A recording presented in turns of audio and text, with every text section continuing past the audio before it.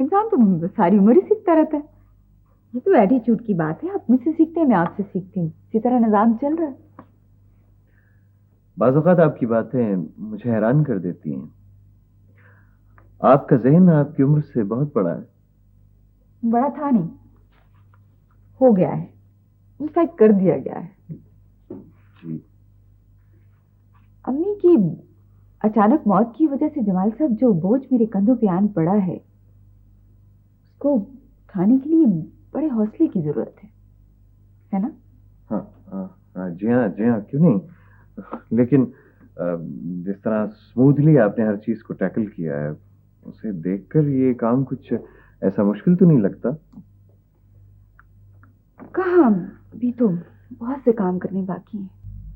असल में अम्मी के कुछ जरूरी हिसाब हैं जो चुकाने हैं मुझे, इसलिए परेशान हूं। इसमें परेशानी की कौन सी बात है। आपकी अम्मी बहुत सिस्टमैटिक अंदाज में काम करती थी। हर केस की तफसील फाइलों में मौजूद है। तो है, लेकिन कुछ केस ऐसे भी हैं जिनकी वजह से फाइलें भी मदद नहीं दे रही। हैरत है, मेरे सामने तो वो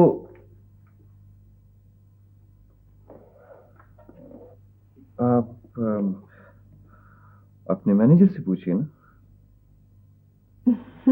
खैर, ये तो होता ही रहेगा। जमाल साहब, मैंने फिजिबिलिटी रिपोर्ट तैयार की है हमारी जॉइंट वेंचर के सिलसिले में। सर आप इसको देख लीजिए, अगर कुछ चेंजेस करना है तो प्लीज सजेस्ट। वो मिस नमकीन, आई मीन जमाल साहब, बिजनेस की दुनिया जो है ना, वो समंदर की तरह है, इसमें बड़ी मछली बन के रहना होता है।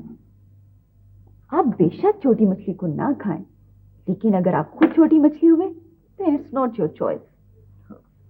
ठीक है, लेकिन मैं आपको ठीक ठीक बताता हूँ मिस नमकीन। चंद महीने पहले मैं एक बहुत सख्त फाइनेंशियल प्रॉब्लम में फंस गया था। वो यूं कि मेरा दिवालिया निकल गया था। मैं अभी तक उस शौक से नहीं निकला हूँ। अच्छा, हाँ जी हाँ, मैं इसीलिए ये समझता हूँ कि बस आप यूं समझिए कि ये प्रोजेक्ट मेरी हैसियत से बड़ा है, बहुत बड़ा है। आपकी यही बातें मुझे अच्छी लगती हैं। अच्छा बिजनेसमैन होने के लिए इतना ज्यादा सच जो है ना, सख्त नुकसानदेह होता है।